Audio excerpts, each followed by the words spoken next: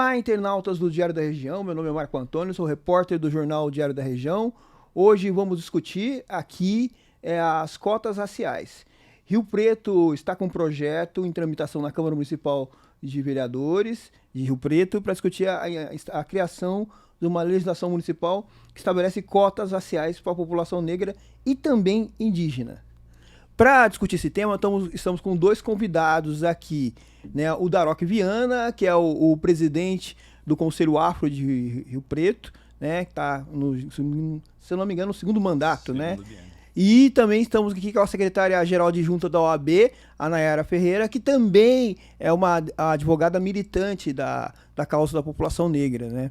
Além disso, estamos até lembrando que de forma histórica, é a primeira vez que temos uma secretária-geral adjunta da OAB negra. Antes de mais nada, eu queria que o senhor saudasse os internautas, né, sobre a presença de vocês dentro desse programa. Marco, muito obrigado pelo convite. É muito importante para o Conselho Afro esse espaço de discussão dos principais jornais da região, né? E o Diário Talks, com certeza, com toda essa força, vai levar a gente à aprovação da lei de cotas. Doutora? Muito obrigada pelo convite, todos aqueles que estão nos assistindo e também por levar esse assunto tão importante para a discussão para as casas dos nossos riopretenses e região. Esse assunto que é tão importante que demonstra a necessidade da nossa representatividade em todos os espaços, de poder, de cargo de liderança. Então, muito obrigada. Perfeito. Vamos lá, começando primeiro pelo Daroque, que está aí encampando essa proposta dentro da Câmara Municipal. Por que cotas raciais aqui em Rio Preto? E como seriam? Cota em concurso público? Cota em que tipo de situação? Exato. É bem perguntado, bem colocada essa pergunta, de que existem vários tipos de cotas, né? Tem as cotas no ensino público e tem as cotas no concurso público, que geralmente são as atribuições onde os governos podem ali incidir. As cotas nos concursos públicos em específico, elas mexem com uma parte muito fundamental para a população negra, não só em Rio Preto, mas em qualquer lugar do Brasil, que é a empregabilidade. É a capacidade das famílias terem renda, se manterem com essa renda e que vai aí refletir em vários outros fatores, que é o nível da educação, o nível de saúde, né? A gente tem hoje que no Brasil mais ou menos a renda salarial das pessoas, é lógico, isso a gente vai tirar pelas pessoas no emprego formal, nos empregos mais qualificados, em torno de 2.500. Só de entrar no serviço público, a renda média de um cidadão que entrasse já seria maior que isso. E essas cotas, ela vêm, assim, a sinônimo de outras cidades na região, a sinônimo do governo do estado e a sinônimo também do governo federal, que cada lei dessa vale para sua esfera apenas, vem para corrigir um erro histórico no Brasil, que se deu com a escravização de pessoas negras e, posteriormente a essa escravização, essas pessoas foram escanteadas tanto do mercado de trabalho, da possibilidade de comprar terras, enfim, de manter suas famílias de maneira digna. E, com isso, a gente espera superar o que a gente chama de ciclo de miséria, onde famílias negras geram uma prole negra pobre num lugar periférico. E com isso as pessoas, as crianças, os adolescentes com 15 anos mais ou menos evadem da escola para poder trabalhar em empregos não tão valorizados para ajudar a família. Assim não conseguem estudar, não conseguem se posicionar no mercado de trabalho, geram uma nova prole negra, pobre, num bairro periférico. Se uma família dessa, por exemplo, tem uma oportunidade, junto também com as cotas nos concursos, no ensino público, né, que já é a nível federal essas cotas, se tem uma oportunidade de entrar num concurso público, passar e se firmar ali dentro, com certeza já mudaria, ainda mais se for um concurso de nível superior, que vai estar na casa dos 6.000, 6.500 a remuneração, com certeza impacta diretamente a qualidade de vida dessas famílias. Doutora Nayara, a gente já tem concursos públicos no Brasil com cotas? Sim, já existe desde 2014, pelo advento da Lei 12.990, salvo engano, que veio como estrear, podemos dizer, essa ação afirmativa tão importante que traz para concursos públicos nas esferas federais. Aí cada município, cada estado vem regulamentando. É muito importante dizer isso, porque a esfera federal regulamenta só concursos públicos federais. Então, é importante que cada estado ele reveja, ele aplique essa necessidade de cotas raciais, que não é sempre bom, importante ressaltar que cota não é privilégio, cota não é um favor, cota não é um benefício para colocar alguém em destaque, não. Cota é reparação, cota é direito. Cota é você trazer uma questão histórica que foi de pessoas minorizadas, excluídas, invisibilizadas, para tratar a igualdade e equidade. Trazer para o sistema que é desigual uma igualdade, uma equidade. Então, sim, já há em vários estados, salvo engano, uma pesquisa que eu li recentemente, em cerca de 15 estados já existem leis de cotas raciais para concursos públicos. E em questões de município, ainda são poucos que aderem, mas para você ver, tantos anos ainda a gente trabalhando nisso, o quanto ainda são pouca aderência. Por isso que é importante dessa luta. Bom, Daroc, a doutora Nayara falou um aspecto importante.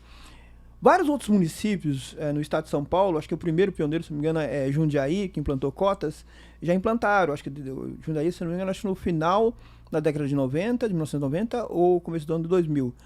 Por que Rio Preto tem demorado tanto a implantar essa política de ações afirmativas? É uma pergunta que o Movimento Negro e o Conselho Afro também faz, mas a gente tenta responder com a cultura do interior paulista, que é um tanto conservadora, para não dizer racista, né, institucionalmente. Quando a gente começou a discutir, logo no meu primeiro biênio no Conselho Afro, em 2019, se eu não me engano, no primeiro ano ali, quando a gente foi discutir com a Câmara, vereadores ali, representantes, eu escutei uma frase que me marcou muito, que foi uma pergunta. A gente já não tem o suficiente, né? E eu não tem o suficiente do quê? Eu não entendi. Exato, essa. Suficiente de nada, né? Porque, na verdade, por verem eventos, homenagens, nome de prédio público que possa ter sido dado a pessoas importantes da negritude, as pessoas que já pensam que já é o suficiente para a gente superar o racismo. Inclusive... Como quem fala que vocês já não fizeram tumulto suficiente? Vocês já não estão satisfeitos? E as pessoas esquecem que o racismo é estrutural, né? Que a gente precisa de política pública de verdade, aquela que a gente chama de política pública de Estado e não de governo, né? Porque comemorações, eventos, esse tipo de editais são muito importantes, claro, para resgate histórico, para reparo histórico. Só que, ao mesmo tempo, um próximo governo, numa canetada, pode tirar. A gente não sabe quem são os governantes futuros. Então, assim, quando está garantido em lei um avanço desse, com certeza é muito melhor para a negritude. Agora, o nosso papel é tentar conscientizar e mobilizar, né? Na verdade, até sensibilizar os representantes públicos de Rio Preto de que a gente não tem o suficiente no momento, na verdade, de estrutura mesmo, de política pública fixa, que a gente possa pensar que vai durar 2 anos, 10 anos, que vai afetar meu filho, vai afetar meu sobrinho. A gente não vê nada diretamente sendo produzido. Seria a primeira, eu acho que a mais importante até o momento, legislação voltada à igualdade racial aqui na cidade. Existe racismo em Rio Preto? Porque isso é que vai ser uma pergunta que todo mundo vai fazer durante a discussão do projeto, né, a tramitação na Câmara. Existe? Qual que é a situação da população negra em Rio Preto? Bom, racismo existe no Brasil, não só no Brasil, no mundo todo. Universo. E no Brasil ele é bem acentuado, porque não dá para... Mas aqui em Rio Preto, na nossa cidade, como é que é essa situação? Na verdade, eu falo em Rio Preto mesmo.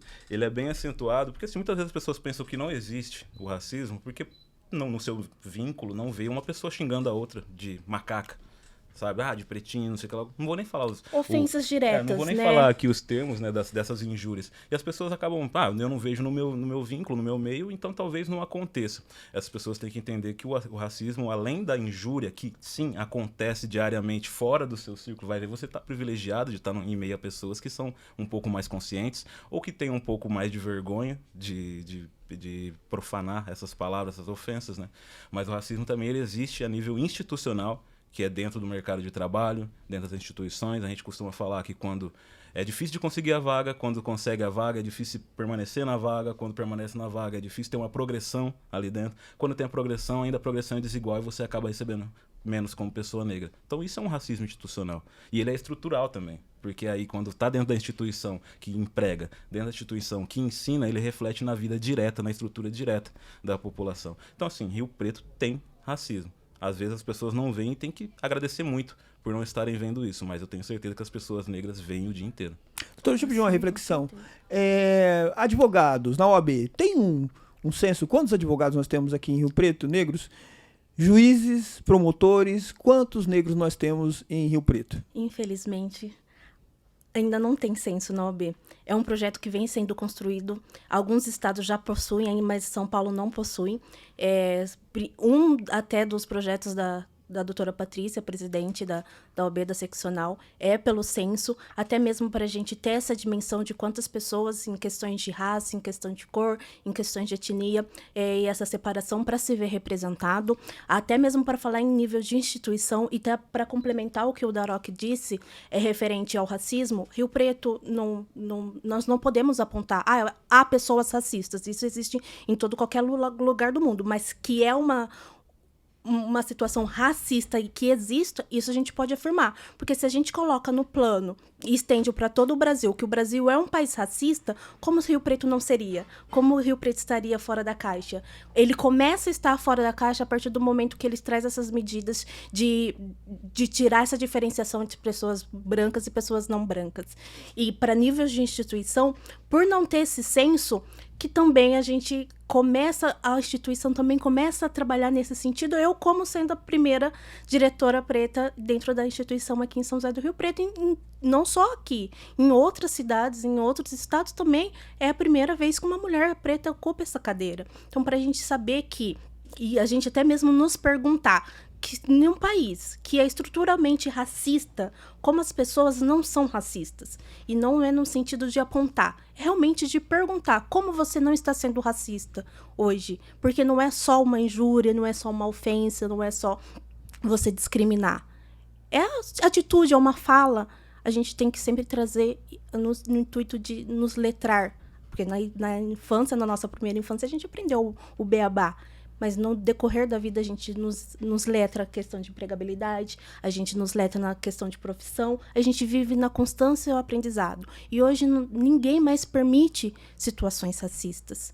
Ninguém permite mais essas condições de diminuição de qualquer pessoa, seja ela preta ou não, seja ela portadora de necessidade especial ou não. E geralmente, né, Marco, o racismo, e acho que uma das piores formas, pelo menos dentro das instituições, do poder público, né, dos gestores, a pior forma de racismo é não querer combater o racismo ou tomar medidas para que fique visível, latente o racismo. A falta de um senso na OAB é um sinal de racismo. A falta de um senso no poder público que levante as pessoas negras. Sim. E quais as posições que elas estão, qual que é a média salarial das pessoas negras dentro do poder público de Rio Preto, também já porque é uma forma de visualizar. Não há um censo no serviço público municipal? Existe um censo hoje feito pela Rio Preto Prev, eu estava até preenchi ele essa semana.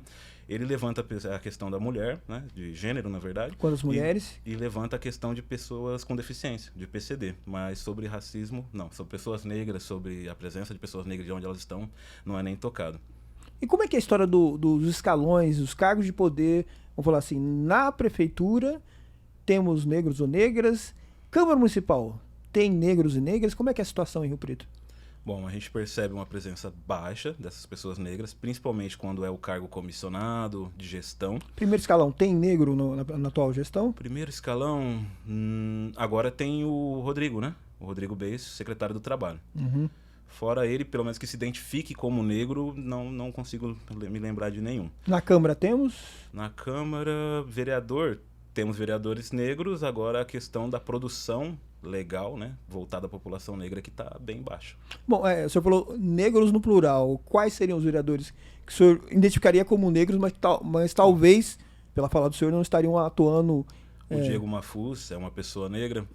Eu tenho dúvidas sobre alguns que podem ser vistos como pessoas brancas ou não, mas olhando assim eu identifico como pardos. Mas, por exemplo, o próprio Peixão para mim seria uma pessoa parda. O Paulero para mim também é uma pessoa parda, não branca.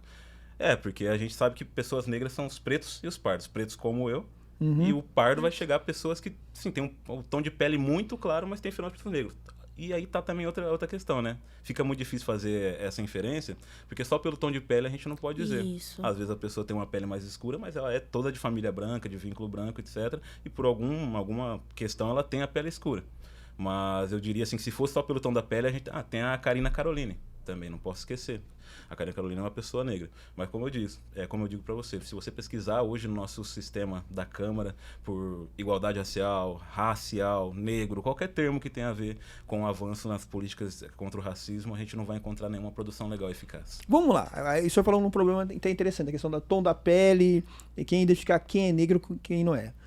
Aprovado o projeto, como é que vai identificar como uma pessoa é negra? Ela é apta a concorrer aquela cota. Relembrando, a cota vai ser de quantos por cento, se aprovada? A cota, se aprovada, vai ser aprovada, né, de 20%, 17% dessas vagas para pessoas negras e 3% para pessoas indígenas. Mas como identificar quem é negro? Então, hoje tem um processo já comum, que é a banca de heteroidentificação. Nesse projeto a gente colocou que vai ser necessário que as instituições que façam o certame tenham a banca e que essa banca seja acompanhada pela instituição que cuida de igualdade racial, no caso que fiscaliza a igualdade racial, que é o Conselho Municipal Afro, acompanhada e não, na verdade, realizada essa banca de heteroidentificação.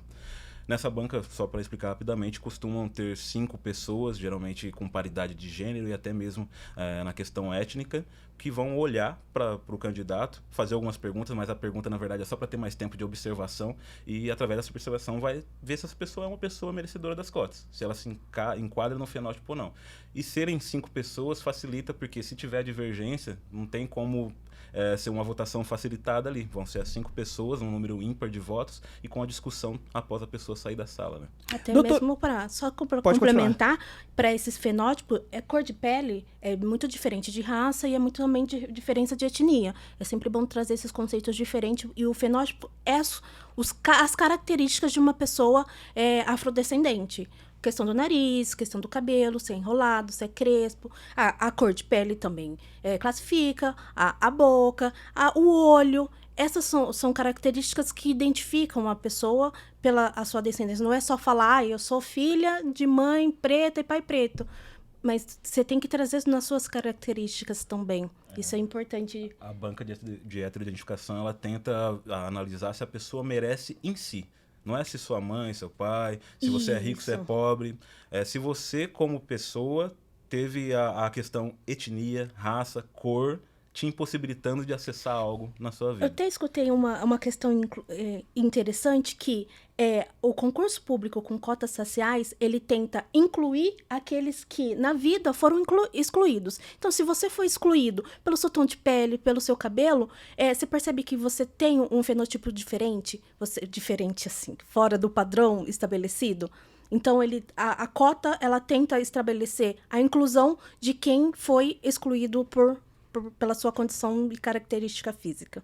Bom, eu lembro numa história, inclusive, eu não sou daqui de Rio Preto, vim de Bebedouro, lá aprovou em 2003 a cota para negros e negras. Eu lembro que quando teve o primeiro concurso público lá na cidade, uma professora me procurou, ela visualmente, aparentemente era branca, ela me perguntou assim, eu posso concorrer a essa cota? Porque tenho descendentes negros.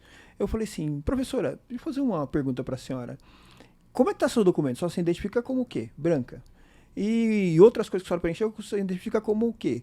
Branca. Por que agora a senhora acha que seria adequado? Só na hora do... Ela refletiu e não concorreu. Falta um pouco essa conscientização, porque sempre vai ter essa situação, que nós tivemos vários casos no Brasil, principalmente de ingresso à universidade, de pessoas que não eram... Não só universidade, concurso público também, que não eram negras, mas passaram a se identificar como negras. Passaram a se declarar. Como enfrentar a fraude nesse caso? Teve um caso bem famoso, inclusive, acho que foi numa banca do INSS, né? O rapaz chegou a se pintar inteiro, cortou o cabelo bem curtinho, passou aquela escovinha para deixar um pouquinho mais... Fez o blackface. Tem mulher que chega a fazer até bronzeamento artificial um dia antes da banca. E vou falar para vocês que, assim, eu acredito que eu passei por um caso desse numa das bancas onde eu estava coordenando a banca. A pessoa entrou, chegou ali, foi a que falou melhor sobre a história do racismo no Brasil, sobre os impactos do racismo na população negra. Mas assim, a gente só tava fazendo pergunta porque a gente olhou e falou, não dá. Pela foto a gente tava em dúvida. Eu falei assim, será que essa pessoa entra? Não tava nem no hall dos que eu ia descartar, porque você olha a foto e fala, acho que esse aqui já não... Tal. A pessoa sentou, já olhei pro resto da banca, beleza, a gente manteve aquela pose, começamos as perguntas para dar mais tempo de observação, e a pessoa falava todos os enfrentamentos que teve na vida por ser uma pessoa negra, etc., mas estava notório. A pessoa tinha o cabelo liso, lógico que ter cabelo liso não é condição para não ser negro. Existem pessoas negras de cabelo liso. Mas ele tinha um cabelo liso, nariz fino, a pele parecia até que estava um pouquinho corada de maquiagem naquele dia. Não se percebia uma pessoa negra ali. E aí, eu acho que sim, a única forma, a primeira, de se impedir essa fraude é justamente essa banca ser bem feita. Sim. Quando a gente vincula nesse projeto de lei o Conselho Afro, é que para que tenha uma segunda possibilidade de analisar tanto o procedimento quanto o resultado do procedimento.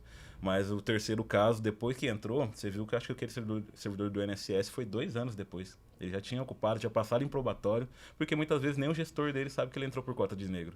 Teve que ter uma denúncia do público para que aquilo fosse contestado e ele perdesse o cargo.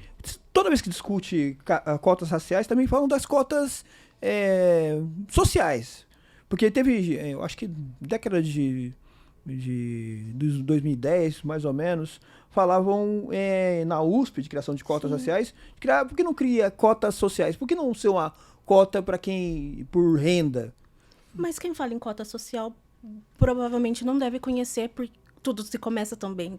É mais voltado para a questão da universidade, mas a universidade é também uma cota social, porque ela traz abertura tanto para a questão de raça, mas também para a questão econômica, porque quem cursou sempre em escola particular não tem direito a cota. Quem cursou, mesmo que em colégio particular, mas é economicamente com renda baixa, tem direito à cota. Percebe que também tem essa classificação? Isso é que é uma questão social. Ele abrange tanto pessoas PCD, abrange pessoas indígenas. Então, é uma questão social, não é só uma questão de raça.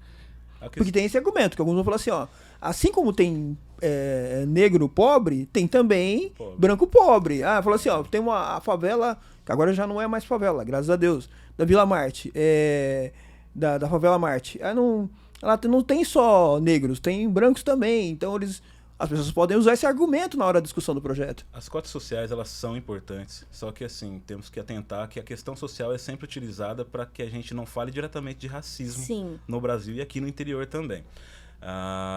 Vamos direto para a questão. As pessoas negras ou brancas podem ser pobres. A diferença é, se um branco bem arrumado e uma pessoa negra bem arrumada chegar numa vaga de emprego, historicamente a gente sabe que o padrão é que a pessoa branca seja mais aceita do que aquela pessoa negra. Isso tem até estudos sociais feitos de mostrar para a equipe de contratação uma pessoa negra mexendo no jardim, é o jardineiro da casa. Uma pessoa branca mexendo no jardim, com certeza está cuidando do seu jardim. Uma pessoa negra correndo, está com medo de alguma coisa. Uma pessoa branca, está praticando esporte. Então, assim, a visão da sociedade sobre as pessoas negras já é negativa, já é pejorativa. Sim. As pessoas negras são vistas como as feias, como o serviço de preto, né? As pessoas que não trabalham bem. Então, assim, não adianta a gente pegar só pessoas que têm o mesmo nível social e querer dizer que resolvemos o problema. Primeiramente, que dentro das cotas sociais, dentro dos merecedores de cotas sociais, aqui o dado é um pouco mais difícil de se obter aqui na região, no interior, por N motivos, mas no geral 75% dessas pessoas são negras. Então só aí a gente já teria um motivo para ter para pessoas negras também. O problema vai ser se quando a gente fizer o social, só passarem pessoas não negras e as negras continuarem sendo escanteadas e a gente com um problema formado por 388 anos de escravização, mais 133 anos de esquiva desses problemas, né? As leis, o racismo no Brasil foi colocado tudo através de lei. Leis que impediam pessoas negras, mesmo que às vezes também era pelo social, né? Pessoas que não têm uma renda tal, mas geralmente eram as pessoas que tinham sido libertas, que não tinham aquele nível de renda, de frequentar o estudo, de adquirir terra e etc. Então agora a gente quer uma justiça direta, que a gente fale diretamente do racismo para que a gente possa realmente acabar, né? Reconhecer ele, combater ele, para depois superar. Perfeito. Agora, uma discussão, além da história das cotas, que também levantou muita polêmica aqui em Rio Preto, foi o feriado de 20 de novembro. Né? Rio Preto era uma das poucas cidades do estado de São Paulo que tinham feriado. Deixou por conta aí de uma votação na Câmara. E foi trocado, inclusive, um acordo com a CIRIP e o comércio por eventos. Passado todo esse tempo, qual a análise que vocês fazem, a avaliação que vocês fazem dessa saída do feriado, trocando pelos eventos? Valeu a pena ou é uma luta que vocês pretendem retomar no futuro?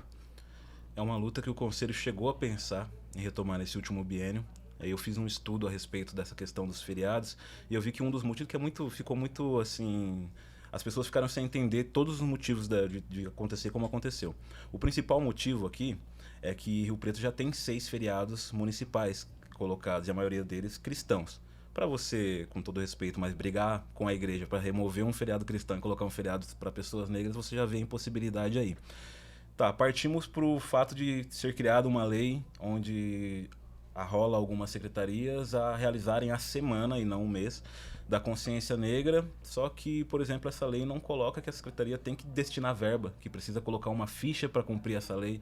Então, pelo menos desde quando entrei no Conselho Afro, eu acho que é muito pouco, efetivo, pouco efetivo, na verdade, o investimento que se faz, tanto do poder público, quanto das entidades do setor privado que se mobilizaram na troca pela a lei e pelas ações durante a semana. Eu acho que é muito pouco, entendeu? Fica algumas ações isoladas, inclusive do setor privado, que estão fazendo a sua parte relativa às suas empresas quanto à igualdade racial. No setor público é uma coisa que a gente precisa empurrar muito e geralmente esbarra no não temos dinheiro, falta recurso. E isso vem se repetindo ano após ano.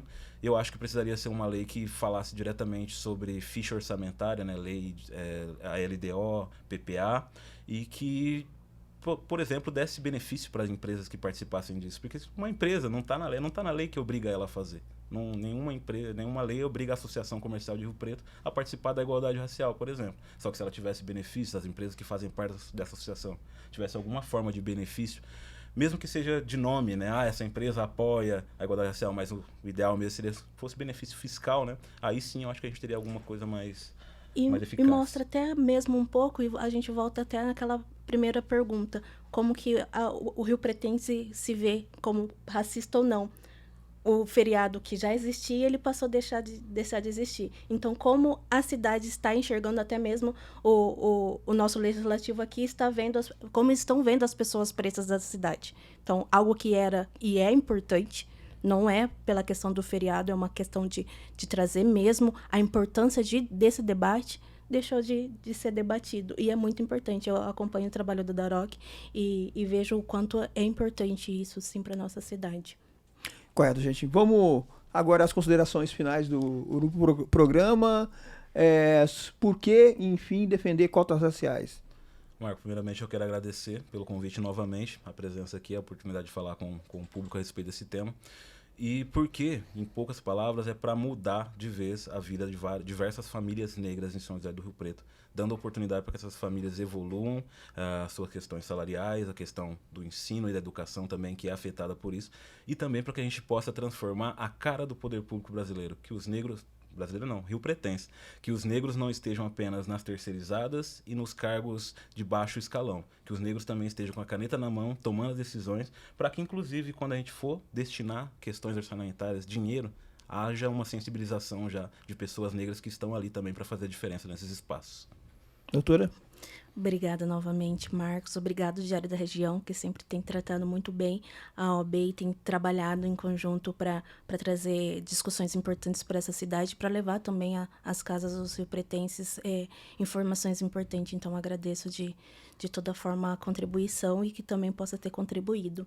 E as cotas sempre serão importantes enquanto as pessoas não passarem a enxergar a importância de ter representatividade em todos os cargos. Pessoa preta, ela não é destinada a ser só cargo de mão de obra, de força, ela também é destinada a um cargo de gestão, para que meninas, meninos, crianças pretas e pardas, indígenas, se vejam a possibilidade de ter uma oportunidade para além do que as pessoas que são racistas, pessoas que são preconceituosas, apontam e falam, aquela ali está destinada a ser uma empregada doméstica, não desvalorizando profissão, que é muito honrosa, minha mãe e ela foi com esse salário que ela me criou e me formou. Então, não é desmerecer, é pela oportunidade, aprontar e falar aquela pessoa preta ali, ela vai ser o que ela quiser, ela tem a oportunidade de ter um cargo de gestão, um cargo público também. Então, é muito importante essa lei passar e ela vai passar. Bom, pegando um gancho na fala da doutora Nayara, eu que também sou filho de empregada doméstica, eu acho que o Daroc... Nós três. Os três são filhos de empregada doméstica que fizeram faculdade, estamos aí. Né? O Diário da Região faz esse debate porque em toda a sua história de jornal, que está fazendo inclusive aniversário, é um jornal como um meio de comunicação social democrático, tem sempre em suas páginas mostrado os casos de racismo, de preconceito e toda a luta da população negra, né? Esse é mais um programa para mostrar esse compromisso do jornal Diário da Região com que não existe ainda, mas que exista uma democracia racial e uma igualdade racial nesse país. Para todos, muito obrigado.